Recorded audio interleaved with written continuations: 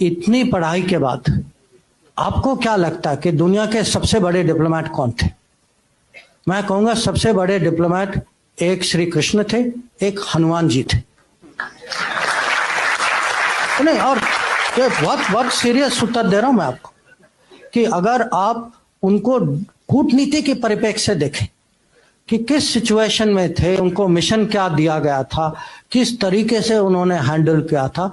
और हनुमान जी ने तो माने उसके साथ इतना इंटेलिजेंस भी और मिशन के आगे भी बढ़ गए थे। उन्होंने सीता को वो कांटेक्ट भी किया था, पूरी लंका की खबर ली, लंका को जला भी दिया उसके बाद।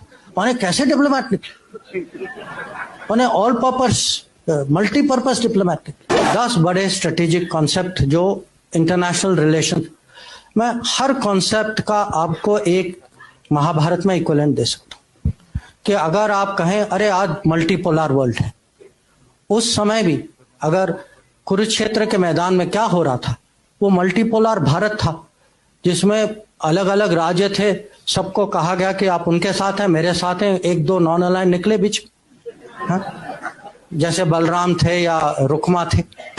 या अब हम कहते हैं कि ग्लोबलाइज दुनिया है, इंटरडिपेंडेंस है, हम सब पे ये बाधाएं हैं, कंस्ट्रेंट। अर्जुन की दुविधा क्या थी? कंस्ट्रेंट ही थी कि वो इंटरडिपेंडेंट थे, इमोशनली इंटरडिपेंडेंट थे कि मैं अपने रिश्तेदारों के खिलाफ मैं कैसे लड़ाई करूं। पर वो भी वो फिजिकल मटेरियल इंटरडिपेंडेंस नहीं था, पर इमोशनल इंटरडिपेंडेंस था। या हम कभी कभी हम कहते हैं अरे पाकिस्तान ने ये किया वो किया, चलो हम स्ट्रेटेजिक पेशेंस दिखाते। स्ट्रेटेजिक पेशेंस का सबसे अच्छा उदाहरण जो है वो कृष्ण भगवान जिस तरीके से उन्होंने शिशुपाल को हैंडल किया कि 100 बार उन्होंने क्षमा किया, 100 बार, उसके बाद आपको पता उन्होंने किया क्या।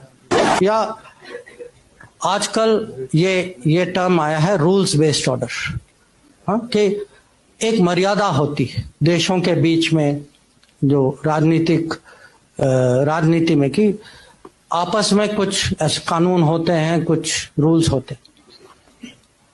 महाभारत की कहानी क्या है कि जो रूल्स का उल्लंघन करते हैं, जैसे कर्ण या दुर्योधन, वो अपने आखिरी समय में खुद उनको अचानक रूल्स याद आ जाती कि वो कहते हैं भाई ये नहीं करो क्योंकि ये रूल के मुताबिक, और पूरी जिंदगी जो है उन्होंने उसी रूल्स का उन्होंने पालन नहीं किया था। आज हम कभी कभी आपस में हमारी डिबेट होती है कि हमारे खिलाफ हमसे बड़ा देश। अब ये याद रखिएगा कि पांडव जो है, पांडव कौरव की प्रोपोर्शन जो थी वो 7-11 थी, कि वो छोटी फौज थी, उनके पास छोटी फौज थी पर बड़ी सोच थी, अनुशासन ज्यादा था, क्रिएटिविटी ज्यादा था, इंटेलिजेंस ज्यादा था, और श्री कृष्ण उनके साथ थे। और हम कभी कभी रेपुटेशनल कॉस्ट की बात करते हैं कि रेपुटेशन जो है कूटनीति में, राजनीति में भी, जिस पे आप भरोसा, अब भरोसा की मैं क्या कीमत बताऊं आपको, जिस पे भरोसा करते हैं उसकी जो वैल्यू जो है, पार्टी हो, आदमी हो, देश हो, रेपुटेशन की बहुत कीमत होती। और पांडवों की रेपुटेशन जो है कौरव से इतनी अच्छी थी, रेपुटेशन का बहुत फर्क पड़ा।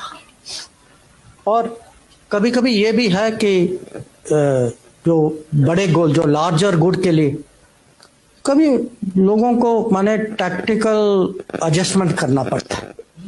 और ये भी इसके बहुत उदाहरण, जो युधिष्ठिर ने अश्वत्थामा के बारे में कहा, अब स्ट्रेटेजिक डिसेप्शन, जो जब कृष्ण भगवान ने सूर्यस का एक किस्म से इल्यूजन क्रिएट किया तो जयद्रथ को लगा कि वो बच गए।